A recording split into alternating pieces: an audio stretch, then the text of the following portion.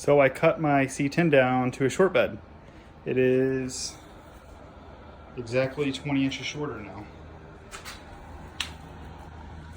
You can see they call it a Z cut. I put in both sides. Took 12 inches out of the middle, and I took 8 inches off the back. And yeah, the bed is out at my grandfather's, getting ready for me to come out and take it apart so that I can cut it down 20 inches as well. Ended up having to replace all the cab mounts because in general fashion they were completely rotted out. Rather than getting the rubber ones, I pay the extra like 15 or 20 bucks for polyurethane, so I never have to deal with this again. Started cleaning the inside and outside of the frame. You can see up here, the front, I've already taken care of all of it. It's all been wire brushed and sanded and washed and primed and painted. So I'll be doing the same with this all the way to about right there, which right here is where the front of the cab or front of the bed will be, back of the cab. This side of the frame is actually in pretty good shape over here. Although I won't know exactly how good a shape it's in until I get all of that shitty paint and stuff off the frame. But the frame over here is in pretty gnarly shape. It's just about completely rusted through. And if you look back here, oh hell, you can't see, but trust me, it's pretty well rotted out. The spring perch is also it's bad. You can see right there. I didn't realize quite how bad it was until I pulled the original springs off in order to put the lowering springs on, and it was in pretty gnarly shape. So when I bought the truck, the guy I bought it from knew that it had a little bit of rust there in the frame, and so he ended up selling it to me with a whole nother frame member that kind of goes in there. It looks kind of nasty right now, but all the parts that I need are in a really good solid shape. So I will be patching those in back there.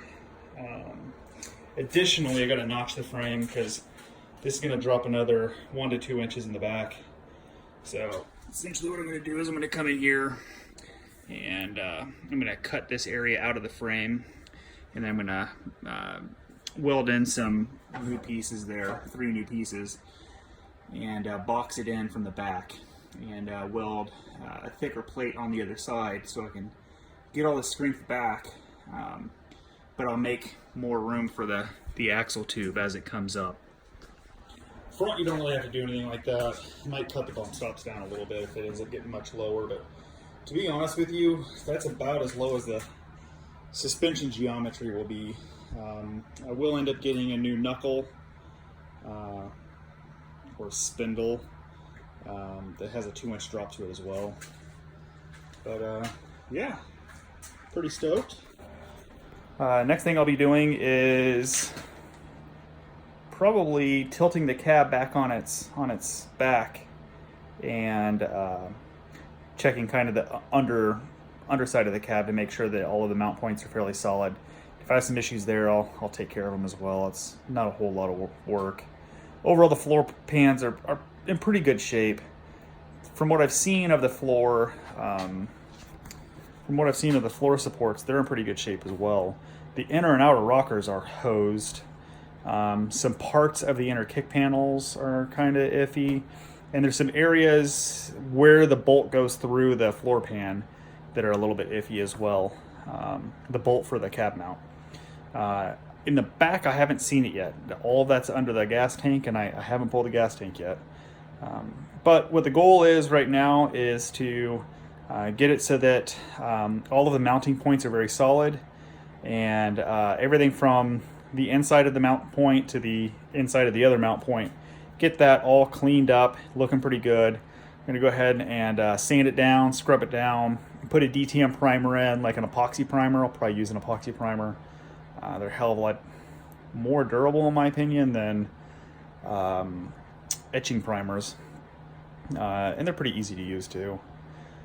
And then I will probably throw like a some sort of chassis paint on it, some sort of durable paint, and then a rubberized undercoat. You know, of course, scrubbing it down with an SOS pad, getting it, you know, a nice hook, and just getting it ready to go back on the frame because I don't want to pull it again. It's not a pain in the ass to pull a cab, but it's not fun either. Especially, I'm working in this one car garage, and unfortunately, I just don't have any room for an engine hoist. If I had a 2-car garage, I'd have an engine hoist, and pulling that cab would have been easy peasy. But I don't, and it wasn't. I had myself and 2 friends come over, and we tried to run some straps under it to pick it up, and one of the straps broke, and ended up dropping it, and it tilted sideways, and the rail right up there hit me like square in the middle of the forehead. Gave me a headache for about half the day. Don't want to have to pull it any more than you have to. Not nearly as hard as pulling a car body off a frame. Although if you had an engine hoist and the appropriate tooling, that wouldn't be, I guess, too hard either. But anywho, yeah. Anyway, thought I might give you an update.